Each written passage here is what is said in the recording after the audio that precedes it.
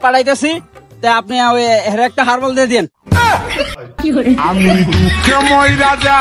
টাকলা করে টাকলা তোর মতন অ্যাসিস্ট্যান্ট টাকার চাইতে আমার 1 কোটি টাকা ঋণ টাকা বালা।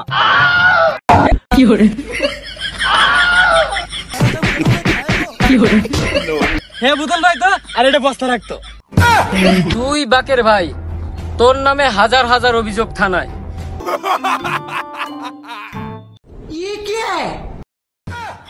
জিল্লো ছাতা দে ভাই, ছাতা। হারাম দাদা, তোর কি ছাতা আমার হাতে দিতে গেছি, আমার মাথা ধর। কি করে চলেন ভাই। আচ্ছা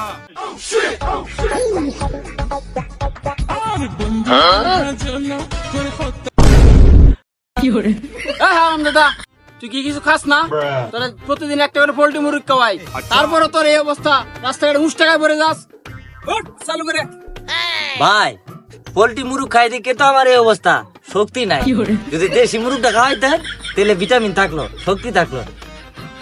হারাম দাদা, ওঠ, তোরা দেশি মুরগি খাওয়াইতাছি। ভাই মুরগি না, মুরগ খাওয়াইন যে। জিল্লো ভাই, তোরা যে এলাকার খোঁজ খবরের জন্য দিছিলাম, সামনে তো আমার নির্বাচন, এখন এলাকার খোঁজ খবর কি আছে আমার একটু তথ্য দে। ভাই এলাকার খোঁজ খবর তো মোটামুটি ভালাই, কিন্তু ওই আমার তো ভিটামিন নাই। ভিটামিন নাই? আর আমি ভিটামিনের ব্যবস্থা করতেছি। হ্যালো ডাক্তার সাহেব, ওই আমার অ্যাসিস্ট্যান্ট একটু দুর্বল, তো আমি হেরে পাঠাইতেছি, আপনি ওই হেরে একটা হারবল দিয়ে দিন। আমি দুঃখে ময়রা যাই, আমি লজ্জাই ময়রা যাই। ভাই আমি তো হারবালের কথা কইনি।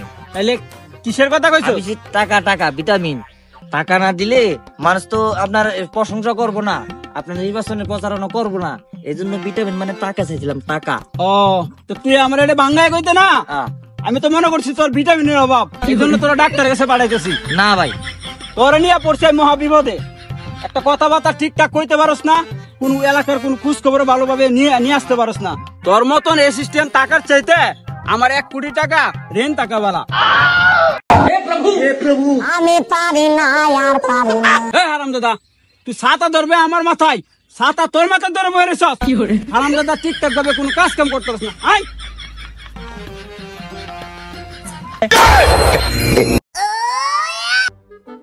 কিরে কালকা জায়গা দেখে গেলাম 3 হাত, আজকে দেল উঠাইছে কেডা?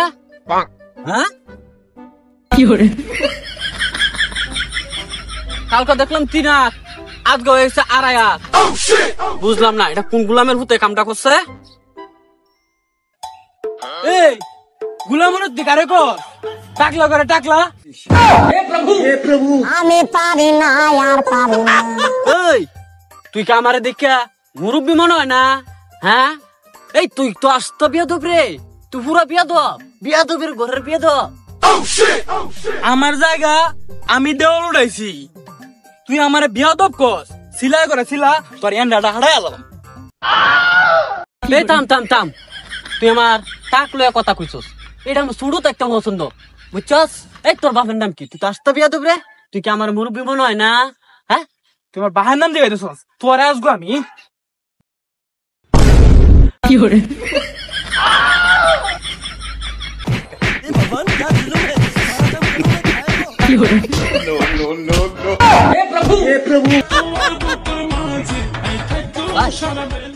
বুঝিতে ওরা মারামারি লাগছে।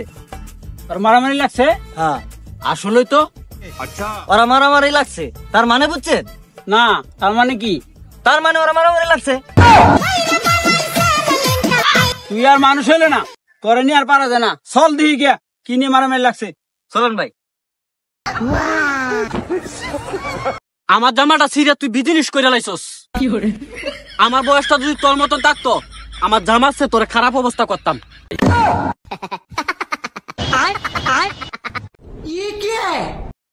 থামো থামো থামো, তোমরা কি নিয়ে ঝগড়া লাগছো? আরে তুই কেলা জিল্লো ভাই, তুই এলাকায় কি প্রচার করছস? আমি যে বাকের ভাই, আগামী দিনের চেয়ারম্যান, আমারও তো কেউ চিনি না।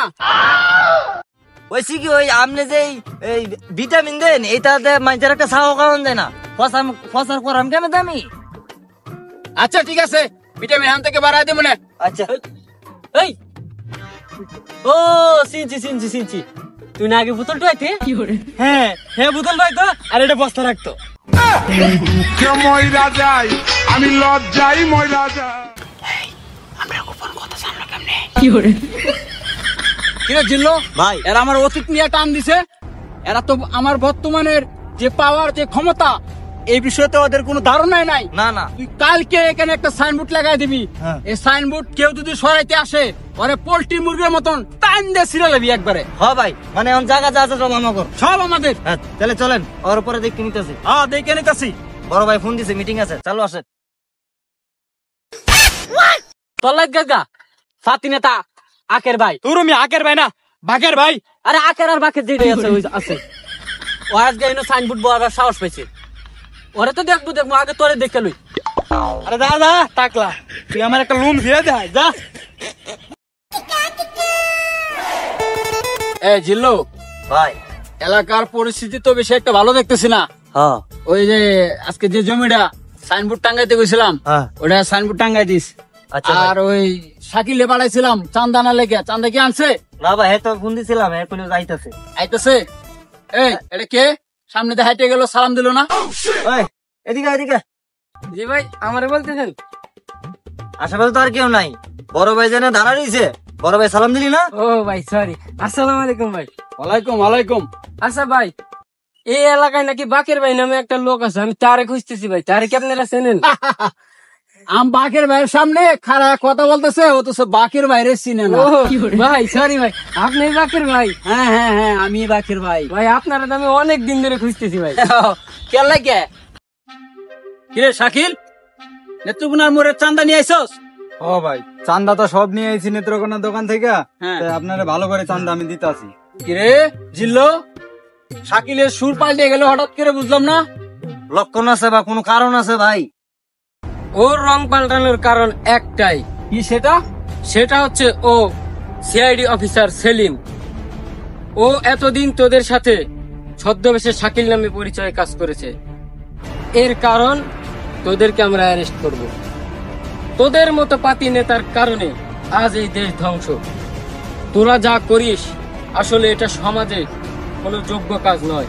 তুই বাকের ভাই, তোর নামে হাজার হাজার অভিযোগ থানায়। তুই অন্যের জমি দখল করিস, তুই পোলাপান দিয়ে অলিতে গলিতে দোকানে চাঁদাবাজি করাস, তোর জন্য গলিতে চাঁদাবাই তৈরি হয়। কেন? তুই ছিলি একজন টোকাই। তুই যদি ভালোভাবে থাকতি তাহলে আজ সমাজের এই অবস্থা হতো না।